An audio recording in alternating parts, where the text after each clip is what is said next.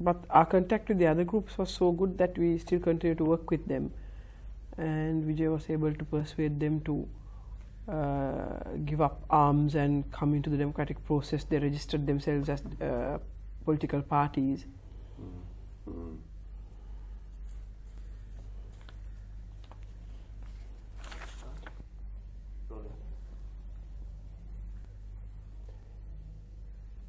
Madam President, in our last meeting was under different circumstances. In fact, you were living in your old family house in Rosemead Place, and you were about to go to Madras to meet the militant leaders. And much water has flowed down various rivers since then. Could you just recapitulate as to what happened during that visit to Madras? Well, that was a time when the leaders of all 5 militant groups operating in Jaffna were hiding away in Madras. And we went there to meet them. We were in the opposition politically for ourselves, because we were at that time the only party that was talking of peace and of a negotiated settlement to the war which had begun about 2 years before. And we wanted to get contact with them and see whether we could bring them into a democratic process for dialogue and all that. And we met the leaders of 4 of the 5 groups. The others were very willing to plot EPRLF, EROS, and the then newly decimated TELO, because all their cadres were killed off apparently by the LTT at that time.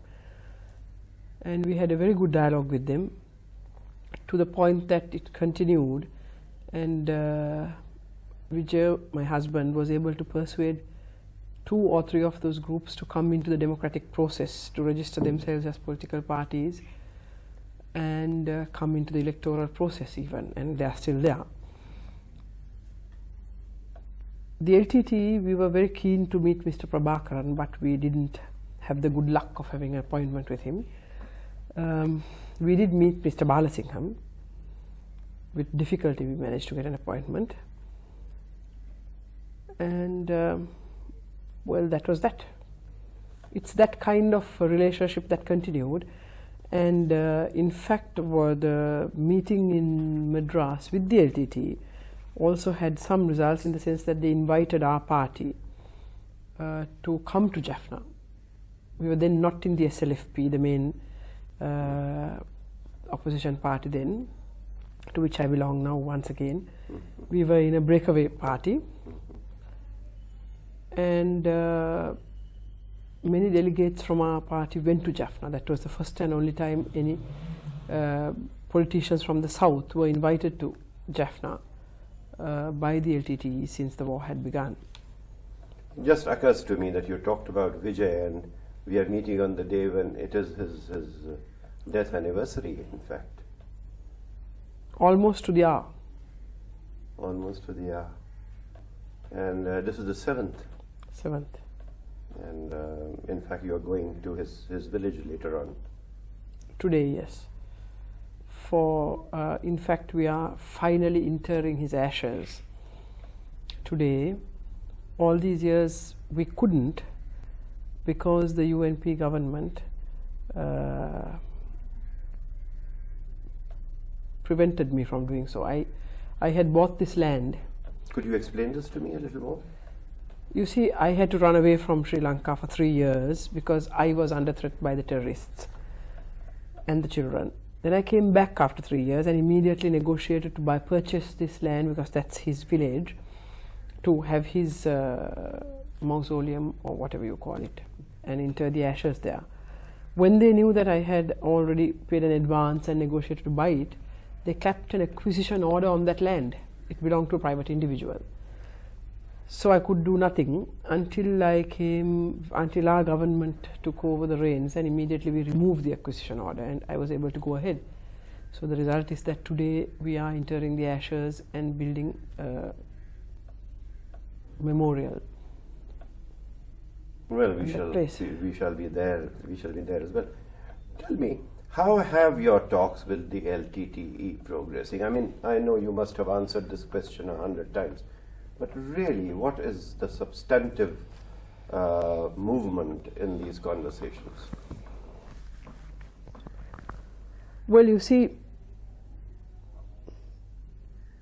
we began talking with the LTTE soon after our government came into power, because we got a crushing mandate from the people for that, in addition to other things that they wanted us to do. We clearly told the people that we wanted to go in for negotiations with the LTTE, and they voted for us. Ours was a sort of three-pronged approach. The first was reconstruction of the North and East, which is very badly damaged by the war, by 11 years of war. And in fact, during the first part of our conversation, dialogue with them, the talks, we only talked of the reconstruction program that we were proposing. Then the second part was, of course, going into the cessation of hostilities. We have successfully started both. The cessation has now continued for 1.5 months. I would say very successfully, apart from some minor violations and one or two slightly more than minor violations, but we have been able to settle all those. And the reconstruction program had to be stopped temporarily because of the assassination of the leader of the opposition. The LTT was accused, not by us, but by the opposition and by many others. So there was a setback of about 1.5 months. But we've restarted the dialogue, and in fact, I have written today to Mr. Prabhakaran saying that we are willing to come, our technical officers are willing to commence the reconstruction program from Monday the 20th February, and we are awaiting a reply. The letter would have gone today. How do you communicate with him? By letter, through the Red Cross. That's the only means of communications. But now we have set up a new method of contact, which is that we have a special kind of a radio fax system which operates between the Ministry of Defense and the government agent in Jaffna, and he also conveys messages to the LTTE. But when we want letters sent, we normally use the ICRC method, the Red Cross. But you've more or less conceded that the North. Okay.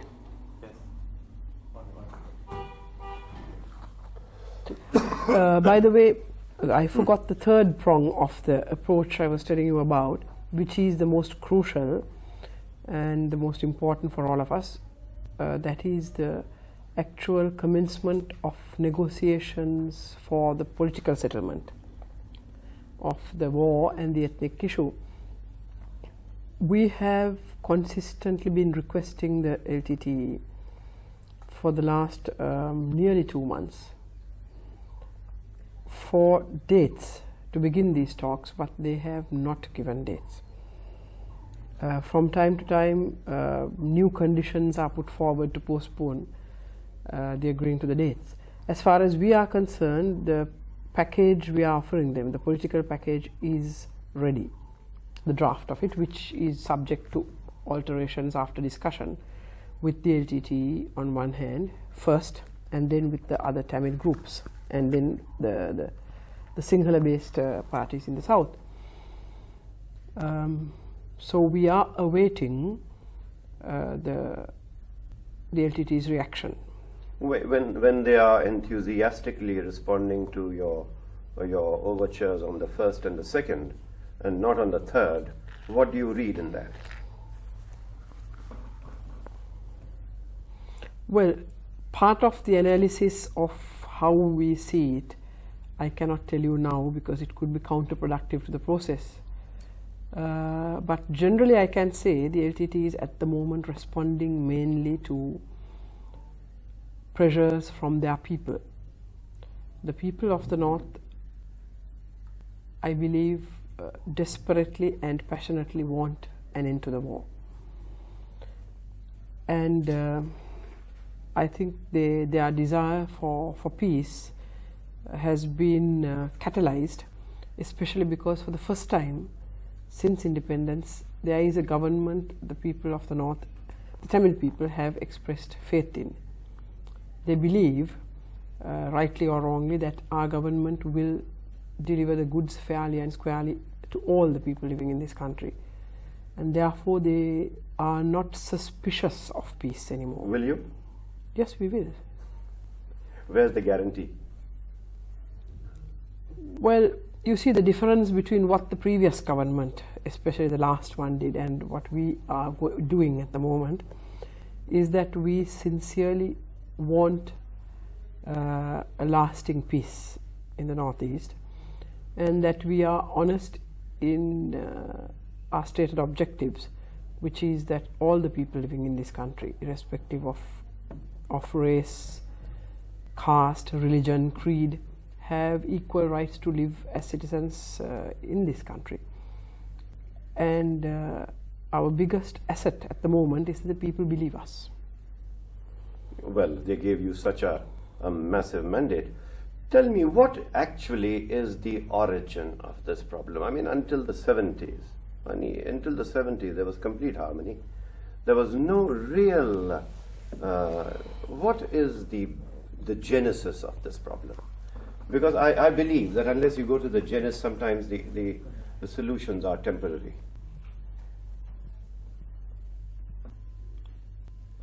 Well, I have given it a lot of thought. In fact, I was writing a book while I was in hiding in London, which is not finished. It's about half finished, so it was a very serious study on the causes of political violence in Sri Lanka, in the south and the north. I'm not going to tell you all what I discovered then now because we don't have time, but I think in this sense, everything is highly political, in this sense that socially speaking, traditionally speaking, the Tamil and the Sinhalese people have lived very amicably together in this country for 20 centuries. Some people tend to say it is the fact that the Sinhala people fear the Tamils because there have been invasions historically far back, almost at the beginning of the Christian era in this country. But I don't think that is correct, because those were treated not as Tamil invasions but as foreign invasions, and that did not historically cause an anti-Tamil or anti-Indian feeling amongst our people, and there's lots of evidence to prove that. This is a much more recent problem. On one hand, there are economic reasons for it, because even though the Tamil people, the Sri Lankan Tamils as they are called, and there is the Indian Tamils who work in the estates. The Sri Lankan Tamils constitute about 1 point something million, which is about 1/16 or 1/17 of the population. Now, but disproportionately with their numbers, the Tamil people, as I think most minorities with long cultural traditions are wont to do, they educate themselves proportionately, perhaps more than the Sinhalese majority. So therefore, sometimes the competition for jobs and employment, especially the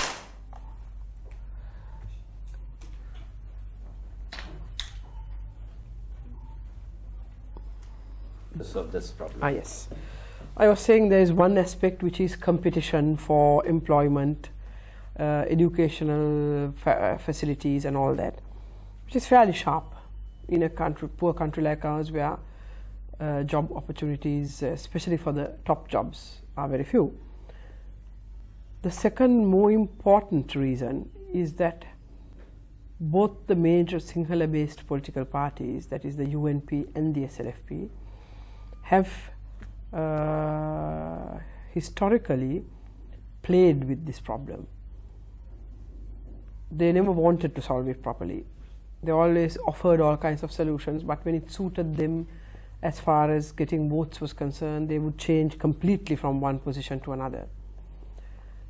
And finally, I think the final precipitating of this whole thing into war happened entirely because of the attitude of the last UNP government. The UNP government, as you know, thought that they could solve all political problems with violence. In the south, in the north, everywhere.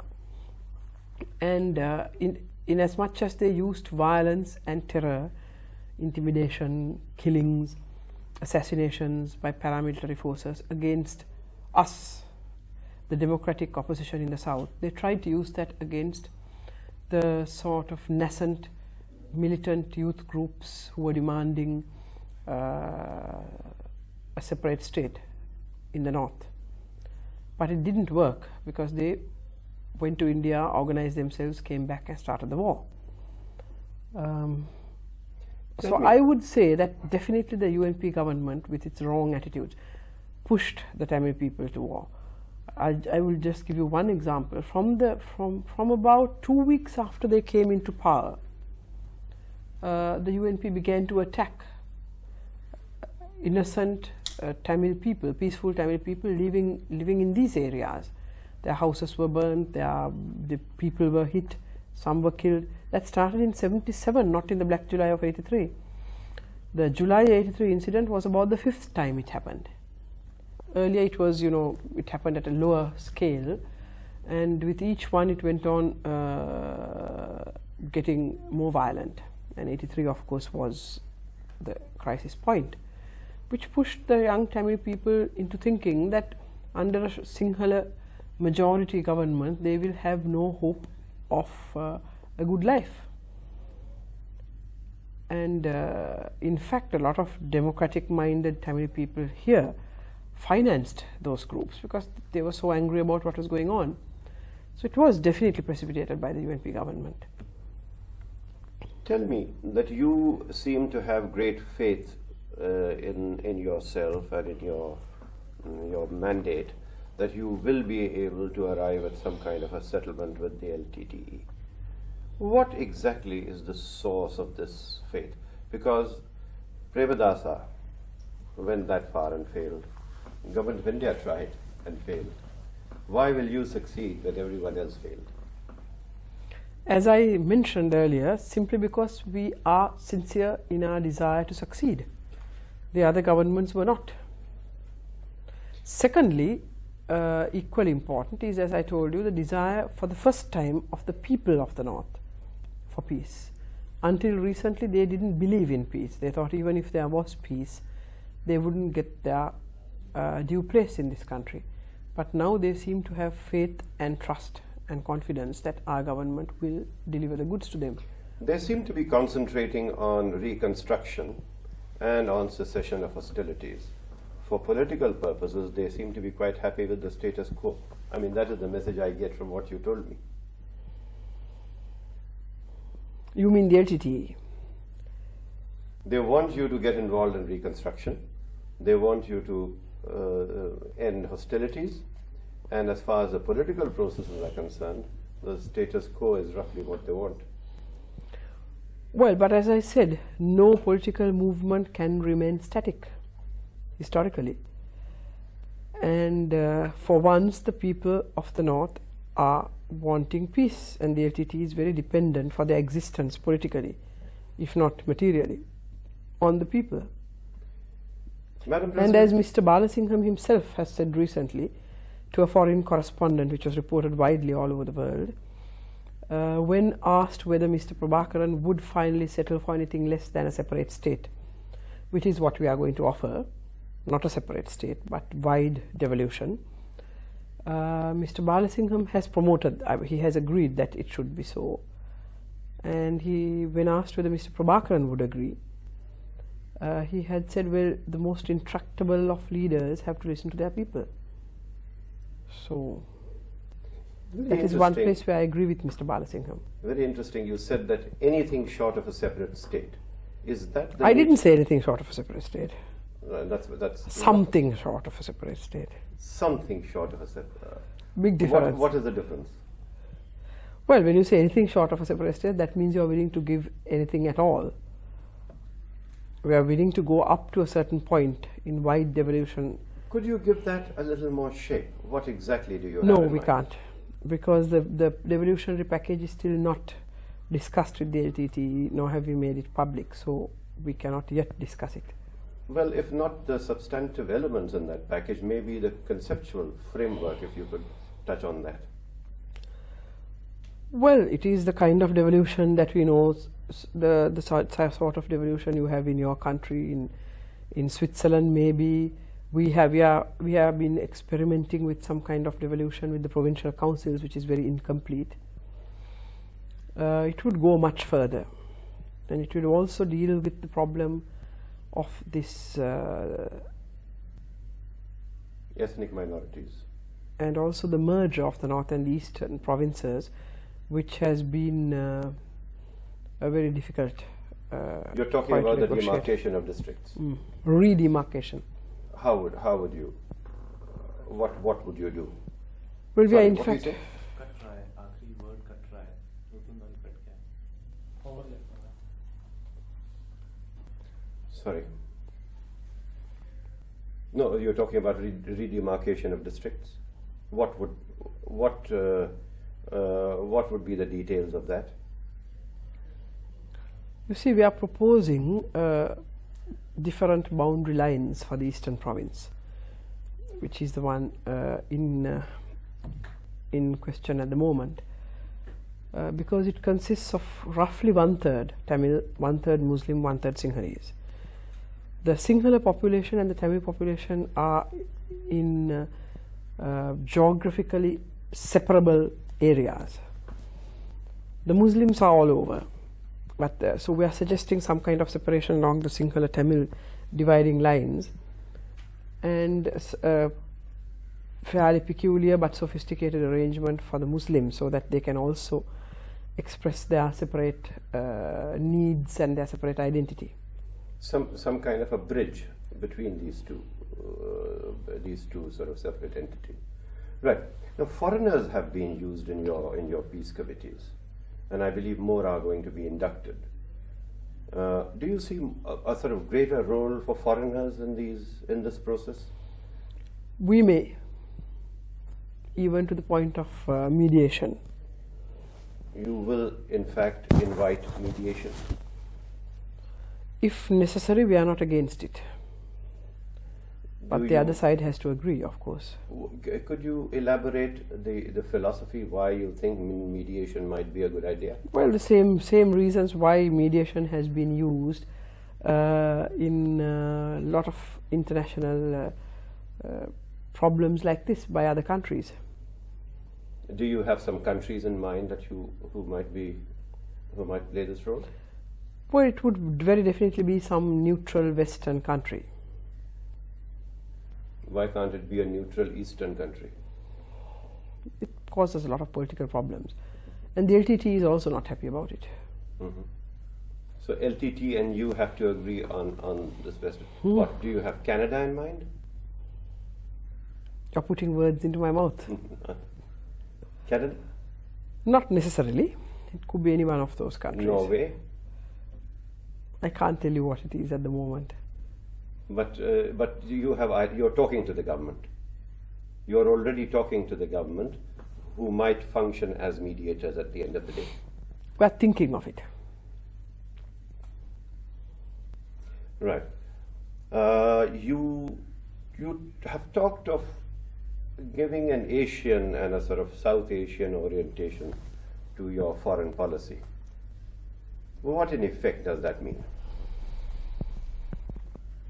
Well, you see, in the past 17 years, under the last government, we had no direction at all for our foreign policy. Previously, under the previous SNFP governments, it was very clearly directed towards the non-aligned movement and kind of alliance of the third world. Now that has also, that sort of perspective is weakening at the moment for reasons that we all know. The bipolar world has changed. The boundaries that were there earlier are all sort of dissolving. and new alliances are happening. And we believe in the present sort of unipolar world that regional alliances are extremely important, especially with a country like India in the region, which, though poor by the usual criteria used for definition of the term, is very rich in technology, in scientific development, in industrial advancement, and obviously has one of the largest markets in the world. So we believe that all the smaller nations like us, together with a country like India, could forge very propitious alliances for all concerned.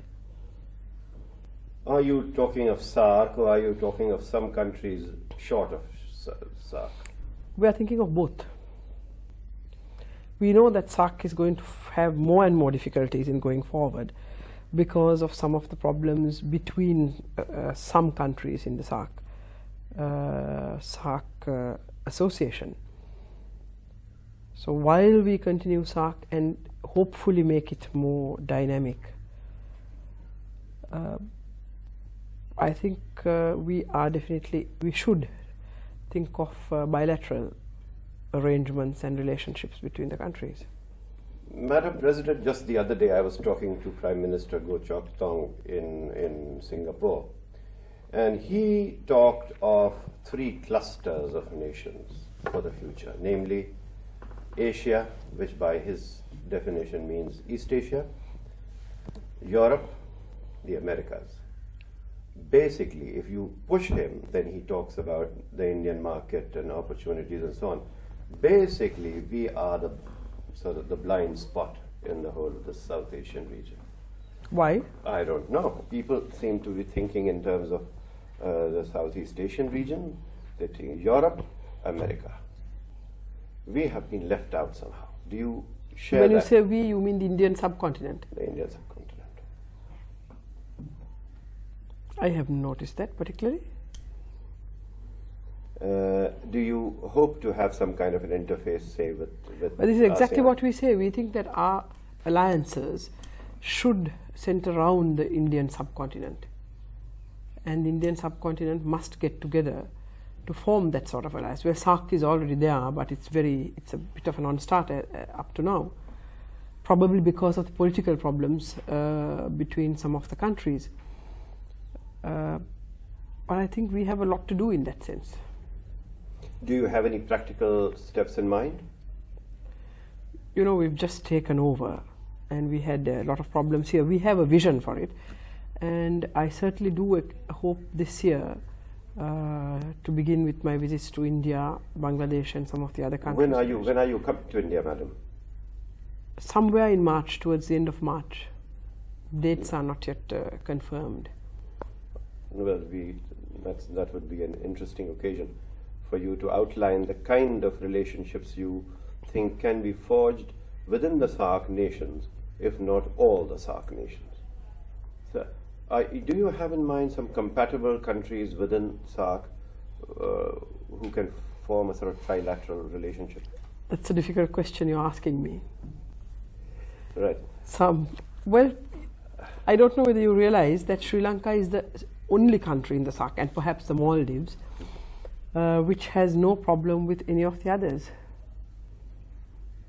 So maybe we could help effectively in solving some of these problems and getting the countries together in a more solid arrangement.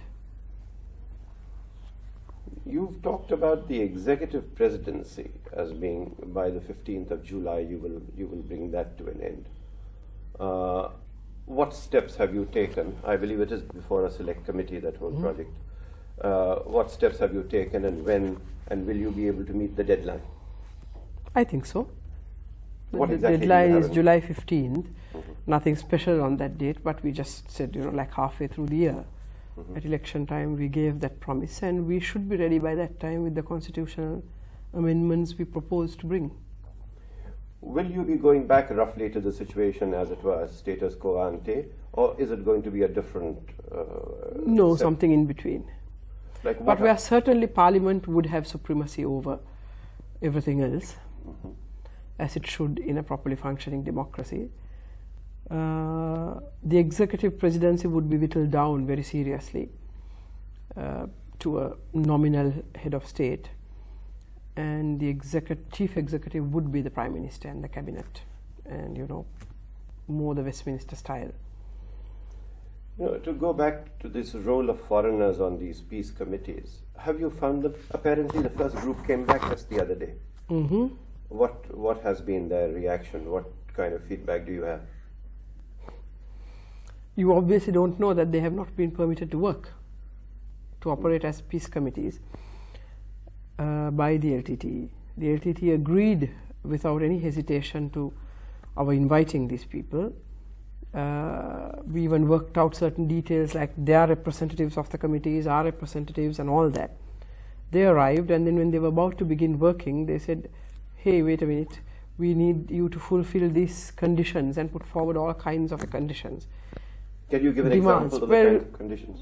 Total lifting of the ban on fishing, which is a huge security risk because they come in their little fishing boats with arms and explosives and bang into our Navy ships. That has happened already. We have already relaxed it about 40 to 50%, but they want total relaxation of the ban on fishing. They want their cadres in the east, which is under military control at the moment, because previously the LTT was in command and we liberated those areas. There are pockets of LTT guerrillas, but they're only present minimally. They want their cadres to be allowed to walk around freely with their arms, which is also not possible, which is in fact a violation of the cessation of hostilities agreement. We have permitted certain things like that to happen because in fact there are practical problems where cadres could not come out of their hiding places. Now they are coming because there is temporary peace and they want to go and visit their families and friends and all that, and we are permitting those things to some extent. In some areas they can carry arms and go. In other areas they leave their arms in the army camp and go wherever they want and come back and collect it. But they want more than that. So the people have been here for over a month without being able to function. So where are they cooling their heels? In which hotel here? So one can perhaps go and talk to them. Where are they? This is not coming on record, is it? I'll tell you later, yes. We have sent them off to see the ruins at the moment, but they should be back anytime. Right. Your Ministry of Ethnic Affairs is being inaugurated tomorrow. What is the mandate of this particular? What is the concept? Well, the concept is there to make, because we have a clean slate. There was no such thing before. At the moment, in the long run, the concept is, of course, it's called the Ministry of Ethnic Affairs and National Integration, and it is what those words mean: designing, creating new programs in order to bring the various communities together, so that what is happening now will not happen in the future. Designing education programs, policy in other words, which will be farmed out to the various implementing ministries. That is a general thing, but at the moment their most urgent task would be the reconstruction program, peace in other words, and practically it would mean on one hand the reconstruction program, they would be handling it. There is a special presidential task force which is in charge of the reconstruction of the north. So they would be handling that from there. We would be handling special programs concerning the media, publicity, etc., to promote peace on both sides of the divide. They would also, there is already a media unit at the Presidential Secretariat, but they would operate that part of the program from there. And so many other things that would go into, and they would also handle the whole peace process, the dialogue, the letters, which at the moment are handled just by a handful of us.